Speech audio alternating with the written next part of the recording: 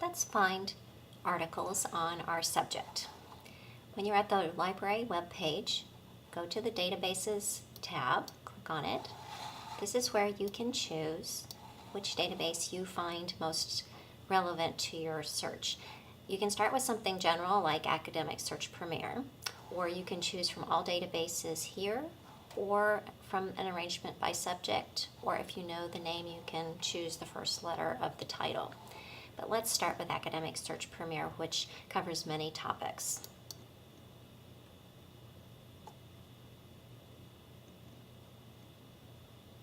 The nice thing about this screen is you can limit your search in a number of ways. For this particular assignment that I am working on, I am required to find articles that were published in the last 5 years. So I will go to the published date, 2011 to 2015 for my limitation. I also need to find scholarly or peer-reviewed journals. So I will click in this box. I'm going to look for articles on caffeine and its relationship to Parkinson's disease. Now you can type in your topic words into the search box, and then you can actually narrow where you're searching by choosing either the title or subject terms, and then you'll know that it's very focused on this particular topic. I'm going to choose subject term.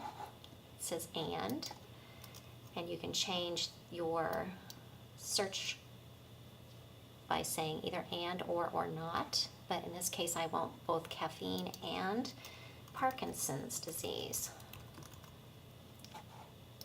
to be in the articles, covered in the articles that I'm going to be reading. And once again, I'm going to limit that to subject.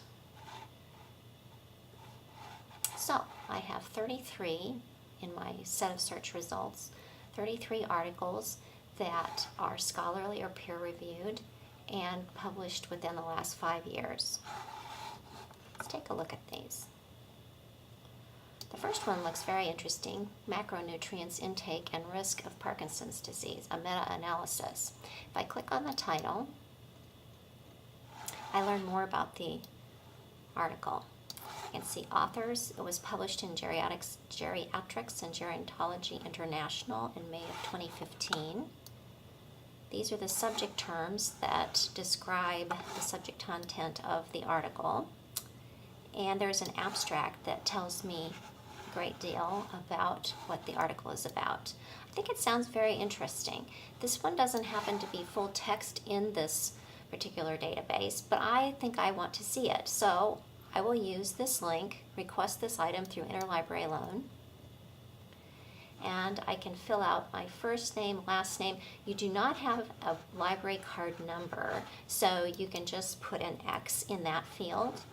And please do give us your address, your email, phone number, and the database automatically fills in the item details. And a very important thing for you to do is click on the Submit button, which is in the lower left-hand corner. This actually submits it for Interlibrary Loan.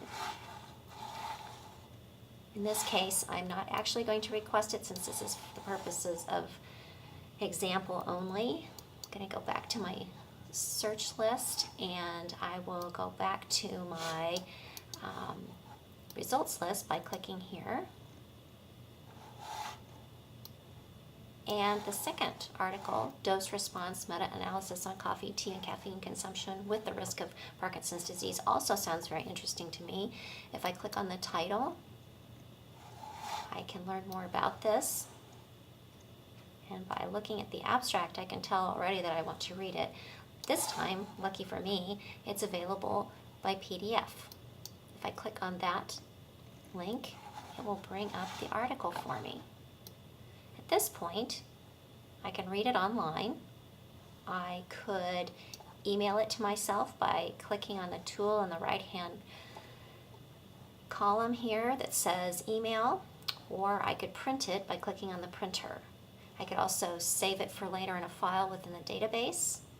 I can figure out how to cite it by clicking on this particular icon, And I know that I am supposed to cite it in APA style, and this does, I can cut and paste from this into my bibliography if I want to.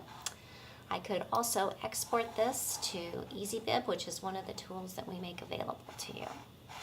In this case, I would like to email it to myself. So I'll go ahead and fill in the email, give it a subject, make sure that PDF as separate attachment is clicked, and then hit send and send it to myself.